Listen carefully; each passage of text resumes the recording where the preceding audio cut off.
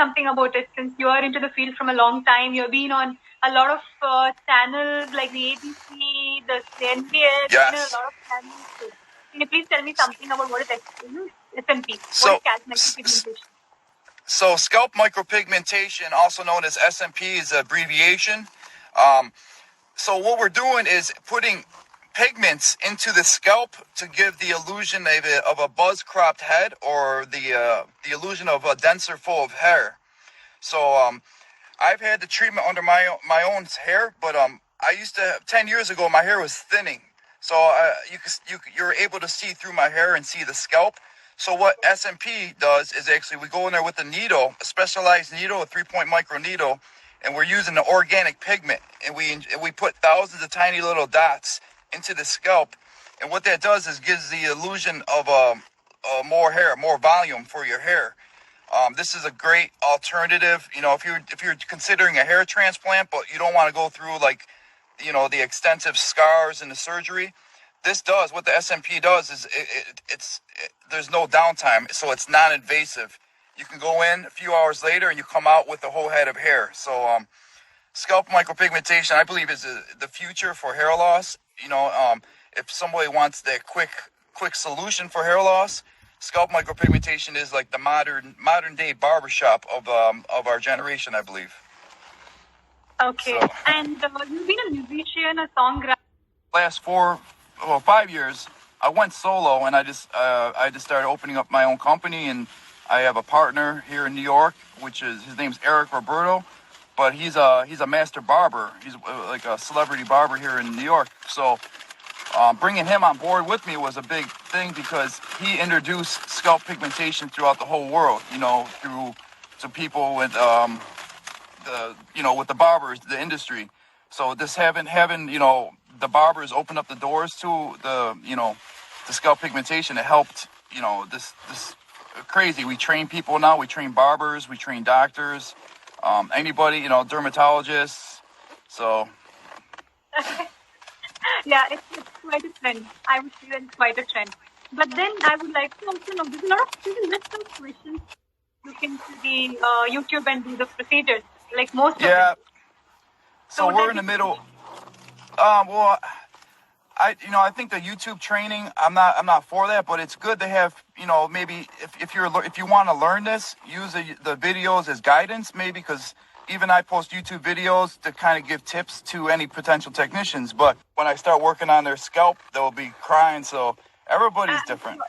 Yeah, I think we'll be cutting as to why it goes green. So the reason why you see a lot of the scalps turning different colors is because it's obviously a lot to do with the inks. It's also the depth. If you go too deep into the scalp, you're going to have different tones, different colors coming through the skin. So same thing with tattoos. There's certain inks that tattoo artists will use that are blacks, but they have leads and mercury in them, and that will actually somehow make the skin look green or blue. So you're definitely using the right proper tools and inks are a necessity for this industry. And as far, I think I was talking about the pain too, like the pain level. Yeah. About the women being better at it. So most people go through. Yes, women. Women doesn't bother them. Like women can withstand pain like nothing. Like it's amazing. Like I've worked on women's. Women's are actually one of the toughest jobs to do. As an artist, they're more time consuming, because with a woman you have to move in the area, do like a square inch at a time. Move an area, move the hair. So it's definitely a lot. It's time consuming with the women, but full density all the time. It's going to cost $100,000 if you want like a full head of hair. So the scalp pigmentation is nice because what it does, it will actually give you density that which is lacking when you get a hair transplant. Yes. And so there's a question here asking, is the hair transplant permanent? So I would say hair transplant, no, if I get a SMP done, because I don't want my partner to know that I got a SMP done. So what are your take? If it's done, if you have it done by the right provider and right artist, because even I've seen SMP where even in the sunlight you could tell it looks like ink on the scalp, but you shouldn't be able to see that. If it's done properly and even in sunlight, it should be undetectable. So it all comes down to the technique and obviously the technician who's treating the client. So I've seen guys right up close in sunlight that I've done, and it's just you can't even tell the difference. Like in New York here, in New York City before the corona, once a week I would see somebody with SMP just walking down the street. It will peel layers off. Same thing with skin. If you don't moisturize it, your scalp's going to start peeling the layers, and it will eventually start peeling where the ink is. So you always want to moisturize your scalp. Just avoid any products that really have alcohol that's going to dry your skin. And we recommend is coming in with a nice clean head, clean scalp when you come in for the treatment. Okay, and I also wanted to just know as to what would be your the basic complications that you've come across when you're doing the procedure. I heard something about the pigment bleeding, and I heard you talking about the McDonald's salt, which is used to prevent the bleeding. So what was that particular interesting tip which I saw that? So this has never happened to me, but I've helped other artists that are learning this. When you're starting off, sometimes they'll actually go too deep in the skin, which will cause a blowout, which is where the ink will start migrating and spreading under the skin. So it's like a puddle. It's like if you put the ink in there, and then it'll start forming, getting wider and wider. So to stop that, what we do is do a mixture of like McDonald's salt with a little bit of water. And there's another training class we can do, but pretty much we're putting salt underneath the pigment to kind of helps the body push it out. So instead of going through laser and waiting for it to heal, it's a good way of just like, getting rid of any blowouts or bleeding from the ink. Obviously, the depth is, one hairline. If you put a wrong hairline on somebody's head, it's going to stand out, and they're going to look at you and say, hey, something doesn't look right. So drawing the hairline is actually one of the hardest things to do in this industry. A lot of people, even barbers, we get barbers come to us, and barbers can't even draw a hairline photo. So at our company at GEROW Hair Inc., we got 10 employees, and 7 of them have the treatment. So when you come in there, you can actually see 7 different hairstyles of people that had it long term, which is it's a good thing. So when the consultations come in, they could see me, the other guys that are down there. So it's just it's good to have the different, because when people come to us, they've never seen it in person. So when they actually see it, that's like the amazing part of actually seeing it in person. So yes, that was really informative. And the other thing which I would like to know, you're really giving a lot of information. We're actually replicating them. So on the human head, what we're going to do is put, groups of 1s on the hairline. And then as we get back into the hair, we'll put hairs of 2s and 3s. So the hair follicles get a little bit thicker as it goes behind into the back of the scalp. And then the sides here, we use little tinier pigments into the front and the temples. So there's different. We're not just using the same dots going into the scalp. The needles that we use actually give the look of a follicle. So everybody's got certain follicles. So we always want to custom match what the follicles look here, especially where they still have hair when they buzz it down. So that's pointillism? Is that what people call pointillism? Yes. Yeah. Okay. If you Google pointillism, it's an art form. Yes, it's an art form. Okay, so you're trying to say SMP is an art form more than just science. It's more of an art. It's art and science. I truly believe that it's art and science. So who do you think the patient should look for? A dermatologist, a SMP technician, a tattoo artist, a plastic surgeon? Who would you think? I would say look for a scalp micropigmentation artist, somebody that does this 100%.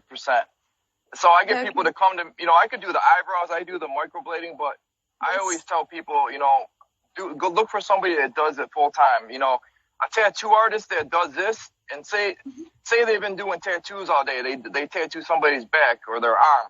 Their hand is like they program it like a monkey. So you're used to a certain pressure when you do tattoos, and then when you go to somebody's scalp, you can actually mess up. A tattoo artist could mess up somebody's head because all day they're used to a certain pressure when they tattoo.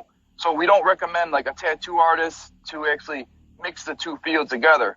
So if you're a tattoo artist looking to do this, definitely give up tattooing for a while.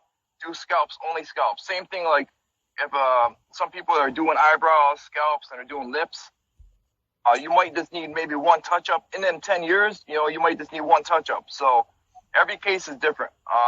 Some guys that do the edge-up look, they might have to come every 5 years, maybe just to get it a little darker if they want it. So But everybody's different. Some people can, some people might not need touch-ups. Some people do. So everybody's unique when it comes to that. Okay, and also, what is is it a very expensive procedure? The price in New York, in the United States, prices vary depending on how much hair loss. If you're like totally bald in New York City, we charge anywhere from like $3,500 to $4,500 for the whole treatment. Our clinic here in Manhattan, we see anywhere from 6 to 8 clients a day. And some clients come in, maybe they just want like a little bit of filling in the hairline. Some guys need the whole head done. So everybody's different. Okay. So I have a lot of patients, a lot of youngsters who ask me if minoxidil uses or transplant uses. I think for them, this is a very nice tip. SMP would be a better choice. You can shape your beard. You can shape your beard, yes. Yeah.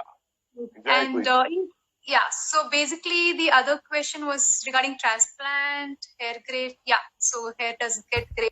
All of it, you want to get away from the whole idea of it being a tattoo. So that's the biggest fear, I think, people, when they hear that, oh, it's a tattoo, that's the biggest fear. But we always tell them it's not a tattoo. You always want to get that out of your mind, so. Okay. So the other questions which you basically get a lot of patients, I'm guessing you've done a lot of celebrities. So yes. you basically that never had hair before. So it's definitely, I've seen some miracles happen when people get this. So. Okay. And what about the color? Is there any change of color of the surrounding hair, the natural hair? No, the hair it would never affect any of the natural hair. No, never. It doesn't affect any of the natural hair. No. Okay.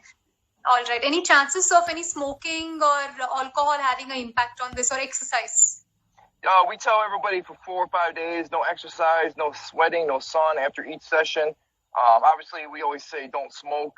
You don't want the smoke to get into the pores of the scalp and, irritate the treatment while it's in the healing process.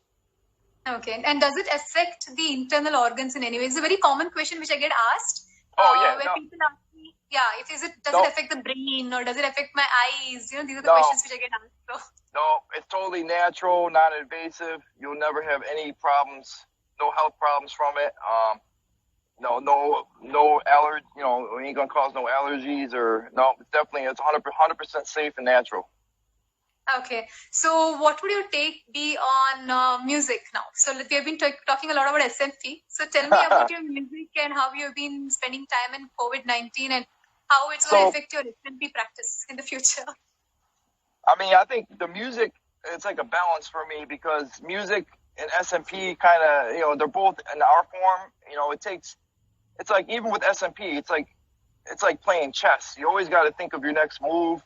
Like, you always want to think of the client's results, even a year or two down the road. You never want to just worry about, okay, is the client going to look good today? You got to make sure he's always going to look good even a year from now. So same with my music. I've always, my whole childhood, I've always written music, and that's my number one passion is writing music. But this month I'm actually releasing my first studio album, which I'm really excited about.